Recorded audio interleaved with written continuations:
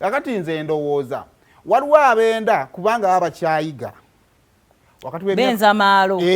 maalo myaka 18 bwe tugamba oye okwenda yenda kasatu olwalirayo avulubana buvulubanyi buli kimu akyagala kubanga stage eyo ebeera yakwezuula ebiseera ebisinga abatabikolera awo batera otubonyabonya eno waggulu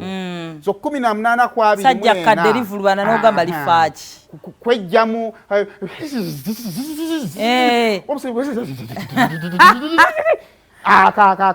kutuba twagala kakuveemu ako naye fuba okola nga tolwalirayo bamuku magezi toyonoona bulamu kyokka oba osobola obwesonyiwa bukole ki bwesonyiwe nawe nze nsobola bateekera mu kategole ya oba oyenda kola ki yenda sigwategeere nnyo toyina baana wadde ate omukolerawo nnyo ensobi ezitandika okubulukukira mu asatu muzaalirawo obwana bungi nnyo bwe bukula butuka mu asatu otandika okulaba nga ebizibu bingi otandika okufuna kasente ko tosobola kakola ki kyobola nti olina okubeera omugezi kati okuva ku myaka 24 paka ku myaka 37 awo tewandyenze egyo myaka gyakwezimba kyebaba bakubiriza nti waki towasa egyo emyaka giba gyakwezimba kakati zonna kyonna kika kya ssente kyolina kyandibadde kiriko ebizibu ebyo byokka ebikwatako se bitakwatako nate bwe tusingira okwenda kuba tufuna ku ssente ofunye omulimu gw'ogusooka otandise okukolamu kasente kakati challenge y'obwenzi eri ludda wamu bw'oyenda ng'oli mufumbo omukazi ayinza okuba talina proof yani gwoyendako ani gwobeera naye naaba akisensi ng'era aba akola ki akulaba kati atandika okuzannya kifiiriza eyandibadde asiba enviiri ez'emitwalo 2 naye ayagala zaameka kuba ye omutima gumugamba lwo gw'osibisa akakadde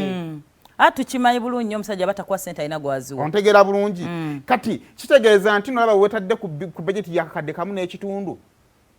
wandibadde oteeka emitwalo ameka 2 ekyokubiri kubanga omukyala wo oba omwetaaga oteekamu nnyo okusobola okukweka obwenzi buno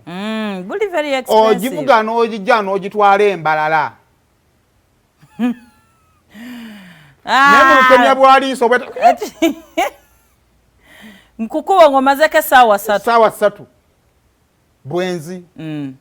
eya tayimu abo abaana balya muteekamu KFC buli lunaku abaana ate nabo bw'amanya nti oli mufumbo naye ng'azannya kifiiriza kakati n'ekirala bannange omanyi nabanye abasajja abakulu nga bawogganira abaana anti kakati omusajja omukulu aba akaabanga ng'omwana ali wano kati aba nnono muzeeyi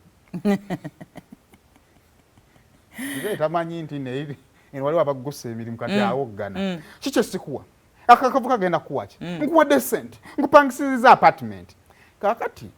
omuwala buli mukazi yenna naturally ayagala omusajja woogu ng'amuliko ogu kati omukazi kiki ekimuleetera okukkiriza abeere n'omusajja omufumbo ng'era akimanya alina mukazi we ekyo kati abasajja ffe tetukirowoozaako ffe tulowooza tuli b'amaanyi namugamba naawe ndi mufumbo era nakkiriza yakitegeera kasita kyalimu akimanyi nze nkubuulirirawo kasa kyalimu akimanyi gw'olowooza maanyi ya wano amanyi kale temuzi mukazi we simwinaako buzibu azironga azaakola ki ampa antemera wano era nawe ali mu relationship nga tebakutemera wano ng'alina omukazi omulala tujja kunyumya tosobola kusiininga mirundi ebiri oyenda ate tebakuwa ssente omuliro ogunako kyogumanyi so mu kaseera nga tuli mu kukola budget mu gino emyaka kuba tugambye omuntu anaakulaakulana olina okusobola okumanya source of income yo ne expenditure yo emyaka wakati wa 23 eyo mwana kubanga olumu bamutandisa okukula na simanyi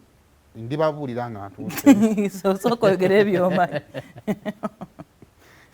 saagala mbagambe byennejjusa nga tukulengera owalabana muzikize mbagambe ebiri wano gino emyaka gyakukulaakulana naawe okimanyi otambudde otambudde naye bakubuuza enjawulo oyinza okutagiwandiika bulungi mu kkala njawulo nnyo bw'oba osobola wandyekomyeko okozesa emyaka gino okusobola okuzimba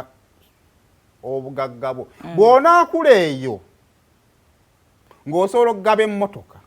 abasajja bagaba emmotoka mulimu n'abasajja betugamba oyo ne bwazaala abaana be wene bwayenda ng'olaba ddala asobola tosobola kibulanga mucomplaininga sabe kiba nakikwanyako bukwanyi ne kinsaba transport nosanga omusajja nga ali mu kimotoka kikadde n'akubuuza kati Haffy oyo tukoze tutya nga kitugula emipiira adai banamubbira obwerere ate badde abo benjagala lwaki tobampa muvumule mugolole ettumba n'olabira ddala ng'okyambala empale za ttaana bakubba tambuzayo mukwano gwammwe kati wulirizaako amaka leero mu pulogulaamu Sumulula wano ku BBS Telefina eyaffe